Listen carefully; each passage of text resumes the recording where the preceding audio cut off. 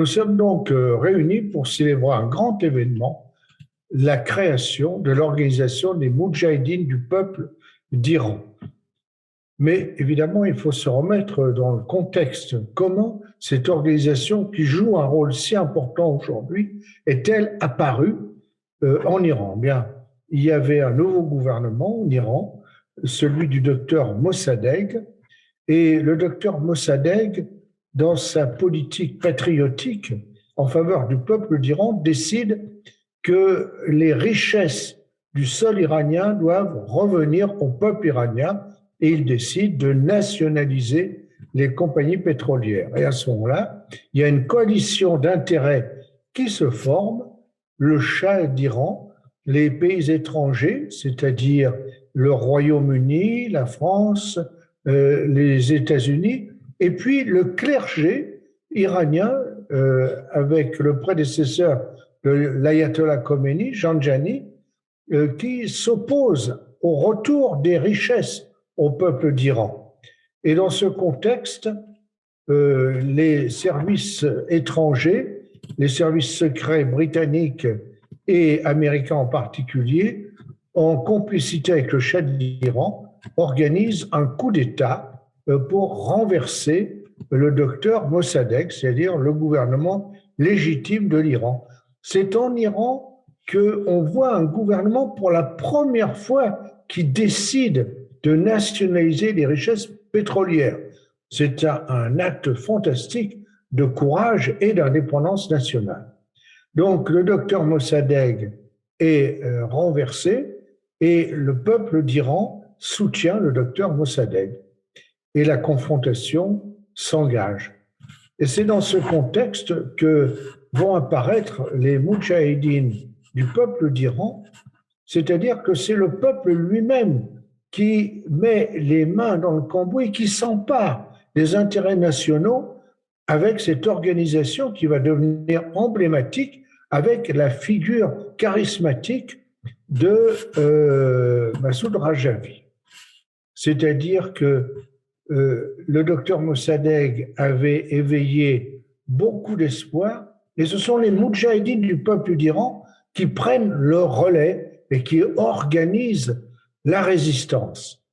Et ce peuple iranien n'est pas un peuple passif. Il va se battre courageusement.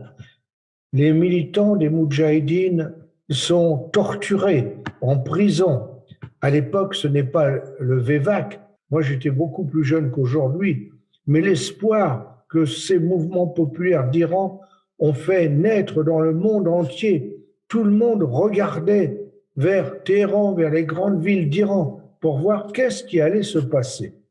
Et hélas, le mouvement du peuple iranien a été confisqué avec le retour de l'ayatollah Khomeini, qui a installé peu à peu sa dictature religieuse.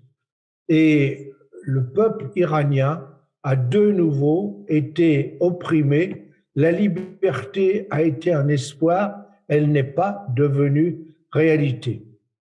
Et dans ce contexte, les Moudjahidines du peuple d'Iran ont continué à tenir haut le drapeau de la libération du peuple iranien, le drapeau de l'émancipation. Les sacrifices consentis pour les Moudjahidines du peuple d'Iran ont été extraordinaires. Par exemple, les massacres des prisons en 1988. Et les Moudjahidines du peuple n'ont jamais baissé les bras. Avec le peuple iranien, toujours la tête haute, le regard tourné vers l'avenir pour partager les valeurs universelles d'émancipation, de liberté, de libre pensée, d'égalité entre les hommes et les femmes, de la liberté de choix de sa religion, par exemple. Les Moudjahidines ont continué le combat. Et si aujourd'hui, on peut espérer la chute du régime, de la dictature religieuse qui est en place à Téhéran, c'est parce que jamais le peuple d'Iran, avec les Moudjahidines du peuple d'Iran, n'ont renoncé au combat. Et non seulement on célèbre aujourd'hui le 57e anniversaire, de la création des Moudjahidines du peuple d'Iran, mais ce qu'on peut affirmer avec certitude, c'est qu'il ne faudra pas autant de temps pour libérer l'Iran de la dictature et que grâce à cet esprit de résistance indomptable du peuple iranien et de son organisation des Moudjahidines du peuple d'Iran, chaque jour, malgré les sacrifices qu'il faut consentir, le jour de la liberté, le jour de la libération approche.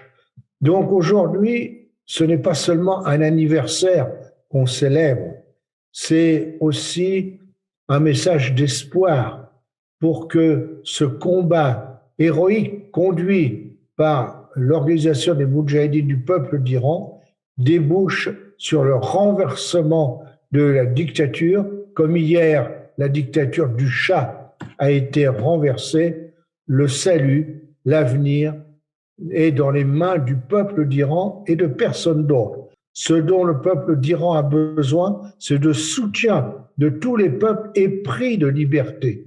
Et ces peuples peuvent faire pression sur le gouvernement pour que les gouvernements étrangers ne soient pas complices de la dictature, parce que ces gouvernements ont des intérêts en Iran. Évidemment, tous ces gouvernements pensent au pétrole en particulier. Il ne faut pas oublier que c'est grâce aux Moudjahidines du peuple d'Iran si le programme nucléaire du gouvernement iranien a été découvert et qu'aujourd'hui, cette question du nucléaire en Iran est sur la table des discussions internationales. Évidemment, la bombe atomique dans les mains des ayatollahs, ce serait dramatique pour la paix dans le monde. Il y a déjà suffisamment de tensions, de dangers dans le monde actuel, sans rajouter la terreur qui résulterait de la maîtrise de la bombe atomique par les ayatollahs.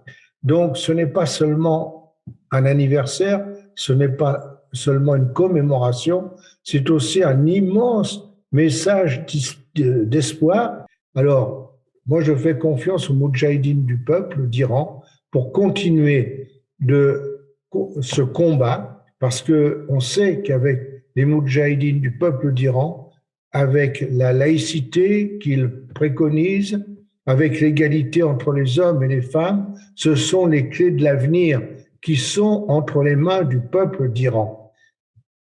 Maintenant, la porte est devant nous. Vous avez les clés et tous ensemble, il faut aider à mettre les clés dans la porte pour qu'elle s'ouvre enfin. Merci.